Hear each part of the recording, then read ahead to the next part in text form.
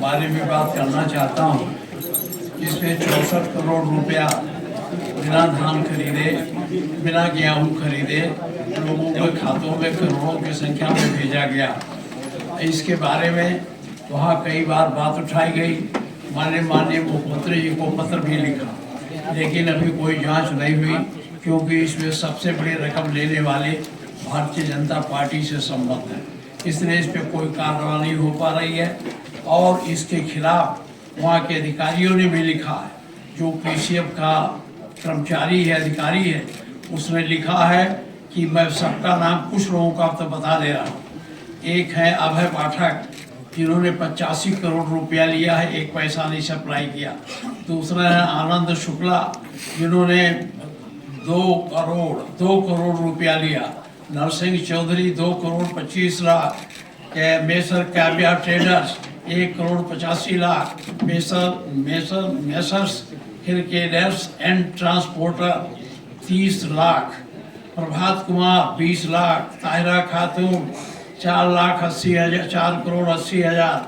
श्रीमती प्रियंका त्रिपाठी, ये सबसे इनके हस्बैंड वहाँ इसके मूल आधार हैं। इनके खाते में भेजा गया 4 करोड़ 13 लाख 78 हजार 202 रुपया, बिना किसी उसके खाते में भेज दिया गया। कि बिहारी लाल के खाते में भेजा गया 53 लाख 74 हजार। केजीएन ट्रेडर्स के खाते में भेजा, बड़ा लंबा है ये, कुल मिलाकर के काफ़ी रुपया है, मैं आपको इसे दे दूंगा।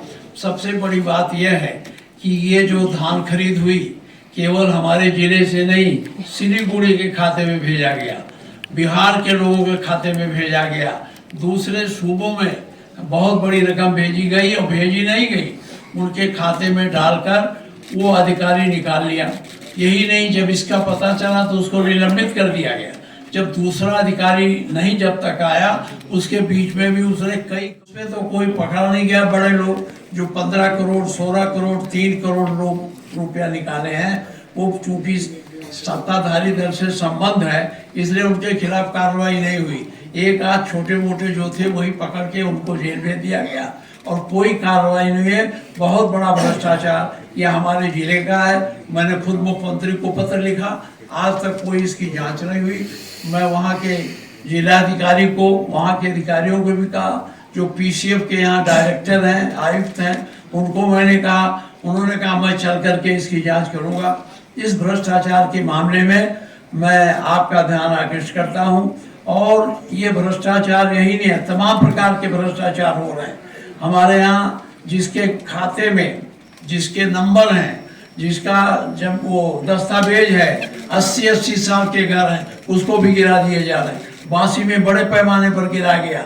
जिलाधिकारी ने मनमाने ढंग से नोटिस दिया नहीं कि दूसरे दिन गिरा। इसलिए हमारा जिला आजकल इस प्रकार के कार्यकलापों से, भ्रष्टाचार से पीड़ित है। मैं माननीय अखिलेश जी से कहूँगा कि अब आप आगे बढ़ाएं। मैं लीडर ऑफ अपोजिशन इनकी बात से 100% सहमत हूँ कि इस सरकार में भ्रष्टाचार, बेईमानी, लूट चरम सीमा पर है। ये एक उदाहरण दिया है। इसी तरह बुंदेलखंड हाथों तक में पैसे का रिकॉर्ड है, और एक बार नहीं, 2 बार नहीं, 3 बार नहीं, जितने भी प्लेटफॉर्म्स हैं, विधानसभा है, पत्र लिख करके जानकारी देना, संस्थाओं तक अपनी बात पहुंचाना, एक भी संस्था इनके खिलाफ, जिन्होंने इतनी बड़ी लूट की है, उनके खिलाफ कोई कार्रवाई नहीं, न कोई जांच किसी स्तर पर। ये तो धान का हुआ। इससे पहले बुंदेलखंड के कई किसान समय समय पर मिले, और जो मूंगफली खरीद थी उसमें भी बड़े पैमाने पर बेईमानी हुई। जो मूंगफली खरीद वाले लोग थे, जो किसान है, उनको लाभ नहीं मिला। उनके लिए जो कीमत तय थी उन्हें नहीं मिली। बिचौलिया और भारतीय जनता पार्टी के कार्यकर्ताओं ने ये बेईमानी की। धान के बाद मूंगफली, मूंगफली के बाद आज गेहूं की खरीद में भी ये सरकार बड़े बड़े लोगों से, उद्योगपतियों से मिली हुई है। जब सरकार को ये पता है, सरकार की जानकारी में है कि अगर किसान अपना खुले बाजार में भी बेचेगा तो उसे कीमत ज्यादा मिलेगी, लेकिन सरकार ने पाबंदी लगाई कि इससे ऊपर कोई भी आड़ती या उद्योगपति खरीद नहीं सकता है। गेहूं की कीमत किसान को ज्यादा मिल सकती है, लेकिन सरकार उसको, किसान को कीमत नहीं देना चाहता। न केवल ये, बल्कि किसान के ऊपर लगातार संकट पैदा हो रहा है। बिजली महंगी, डीजल पेट्रोल महंगा, खाद महंगी, कीटनाशक दवाइयां महंगी, उनका हर जरूरत का सामान महंगा, जीएसटी लगा करके जितने भी एग्रीकल्चर इक्विपमेंट्स हैं वो महंगे। और अगर कोई सवाल पूछे, कोई इनसे सवाल करे तो उसके ऊपर कार्रवाई है। और अगर कोई ज्यादा आंदोलन में शामिल हो उनके सरकार के खिलाफ तो बताओ, उसकी पगड़ी उगाड़ देंगे, पगड़ी उछाल देंगे। और किसानों की पगड़ी एक बार नहीं उछाली इन्होंने, कई मौके ऐसे आए हैं जहां किसानों को इस भारतीय जनता पार्टी की सरकार ने अपमानित किया है। चाहे वो गाजीपुर से लेकर के गाजियाबाद तक अपमानित होना पड़ा है। जहां तक भ्रष्टाचार का सवाल है, आज ही लखनऊ में आप में से बहुत सारे साथियों ने अखबार की वो तस्वीरें देखी होंगी जिसमें बेकरी में आग लगी, 2 लोगों की जान चली गई। ये एक जीता जागता हुआ भ्रष्टाचार का उदाहरण है, क्योंकि जितने भी संस्थाएं हैं जो फायर का एनओसी देते हैं वो जानबूझ करके चलवा रहे हैं। हर जगह ऐसी इंडस्ट्री, संस्थाएं चलवा रहे हैं क्योंकि उनका महीना फिक्स है। अगर वो एनओसी दे देंगे तो महीने का क्या होगा? आपको याद होगा, इसी शहर में सबसे प्राइम जगह पर हजरतगंज में एक बड़े होटल में आग लगी थी जिसमें जान गई थी। उसके बाद न जाने कितनी इंस्टीट्यूशंस को, न केवल उत्तर प्रदेश की बल्कि जितनी भी इंस्टीट्यूशन उत्तर प्रदेश में, सबको नोटिस दिया था फायर का। लखनऊ में तो दिया ही दिया था, राजधानी में, लेकिन पूरे उत्तर प्रदेश में सभी को नोटिस दिया था। अगर नोटिस उस समय दिए गए थे तो आखिरकार फायर डिपार्टमेंट क्या कर रहा था? आज कैसे आग लग गई? जो इनकी महीना वसूली है, अगर एनओसी दे देते तो महीना वसूली कैसे होती?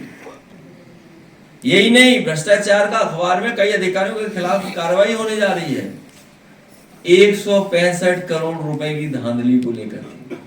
ये तो बहुत छोटा है। 165 करोड़ इस सरकार के लिए क्या है? इस सरकार में इतना बड़ा पेड़ ऐसे है, कितना भी समाया जाएगा। 165 तो कुछ भी नहीं है। एक देखो कितने ईमानदार अधिकारी थे, कितना ईमान था उनका कि उन्होंने अपने नाम पे एक भी नहीं फ्लैट रखा और अपने सहयोगी साथियों के नाम पे। उत्तर प्रदेश नहीं, उत्तर प्रदेश के बाहर ये तो पहली बार सरकार में देखने को मिल रहा है कि उत्तर प्रदेश के बाहर इन्वेस्टमेंट हो रहा है उत्तर प्रदेश के अधिकारियों का। उत्तर प्रदेश के अधिकारियों का इन्वेस्टमेंट उत्तर प्रदेश के बाहर हो रहा है। कुछ उत्तर प्रदेश के अधिकारी कर रहे हैं इन्वेस्टमेंट, कुछ उत्तर प्रदेश के बाहर से आए हुए अधिकारी जो बहुत ही मलाईदार पोस्ट पे हैं, वो इन्वेस्टमेंट दूसरे स्टेट में कर रहे हैं, जिसमें एक बार तो कितना पैसा पकड़ा गया था। और कमीशन का झगड़ा तो हमने, आपने सबने देखा। वो कमीशन का झगड़ा नहीं था, वो बंटवारे का झगड़ा था। और जितने भी मुख्य हैं सब इसी में लगे हुए हैं, क्योंकि चली चला की बेला में जिसके हाथ में जितना लग जाए। और सोचिए और देखिए तारीफ कितनी हम लोगों की करके गए। वो सच्चे ईमानदार इंसान हैं, उनकी प्रतिष्ठा, उनका सम्मान आज भी न केवल क्रिकेट में बल्कि क्रिकेट के बाहर भी जो लोग हैं वो उनको बहुत सम्मान देते हैं, बहुत सम्मानीय पर्सनालिटी हैं। और सोचिए झूठे लाए उनको समझाने के लिए कि ये हमारा बनाया हुआ है। और देखिए क्यों ना करते, क्योंकि एक डीजीपी आए थे यहाँ पर, उन्होंने हमारी शिलान्यास की, उद्घाटन की दोनों की पट्टियां हटाई थी।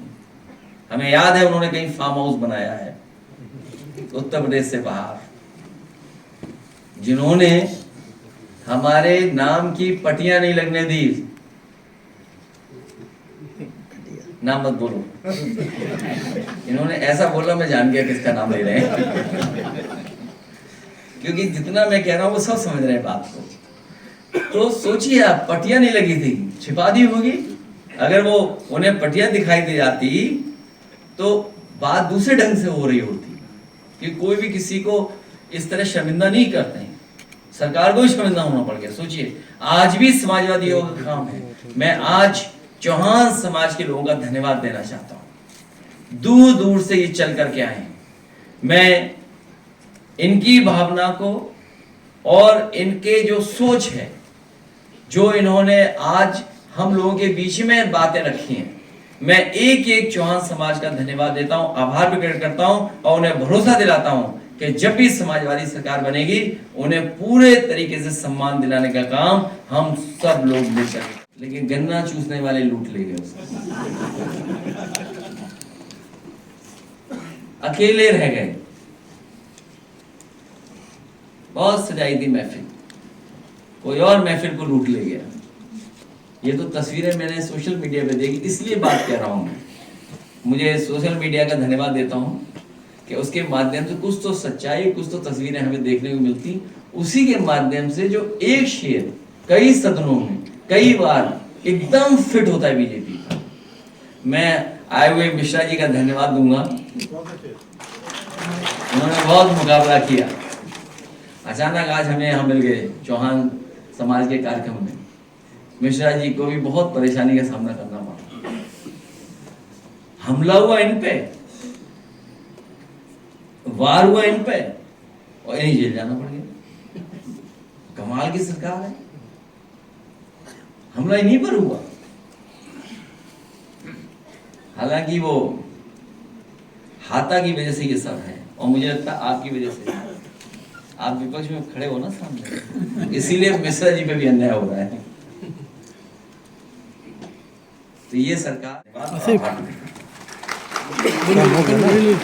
हो गया ना काम, लाइव चल रहा है। पीडीए का जो आप आधार बढ़ाते जा रहे हैं, हाँ तो पता और काफी जगह बढ़ गया है। अबे हील बहुत रहा। इस बार भारतीय जनता पार्टी की कोई चालबाजी नहीं चलेगी।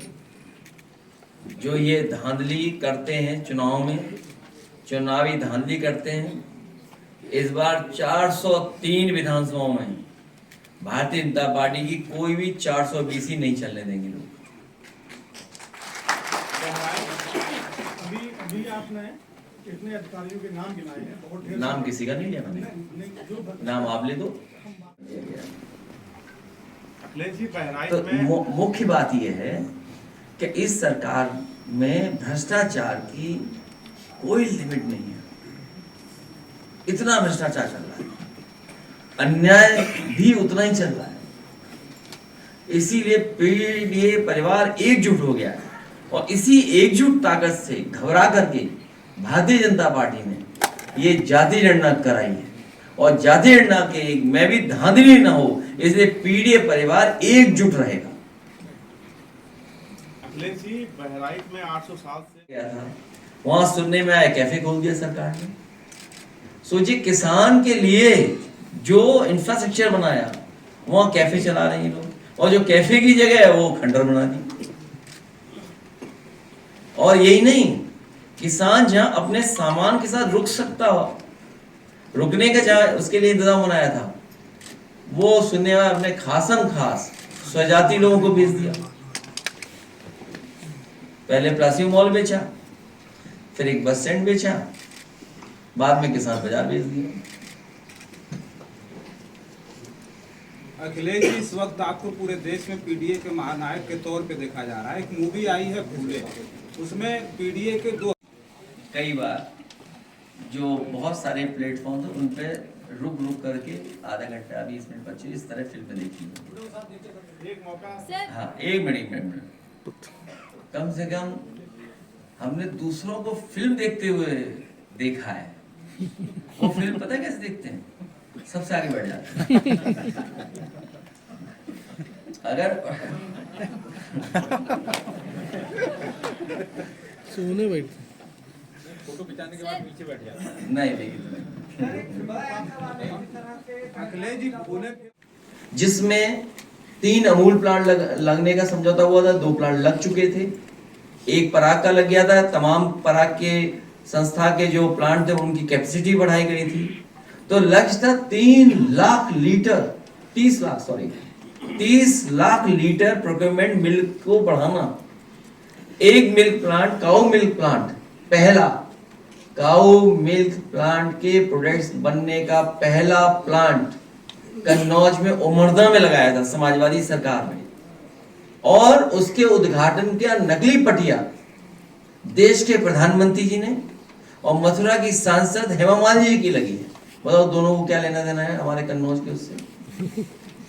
और आज वो बंद हो गया। क्या नाम है बेटा? आयुष यादव, जौनपुर से। ये लगातार 4 दिन दौड़ करके यहाँ पहुंचे। बहुत बधाई इनको। ये वो नौजवान हैं जो कुछ करना चाहते हैं, और अगर इन्हें मौका मिल जाए फौज में भर्ती होने का, तो जो हमारा साथी यहाँ कह रहा है, ये अपनी जान की भी परवाह नहीं करेंगे अपनी सीमा की रक्षा के लिए। और इन्हें क्या नौकरी दे रहे हैं? वही आधी अधूरी नौकरी। कहाँ कौन जाएगा नौकरी के लिए? ठीक बेटा है, बैठो, बहुत बधाई।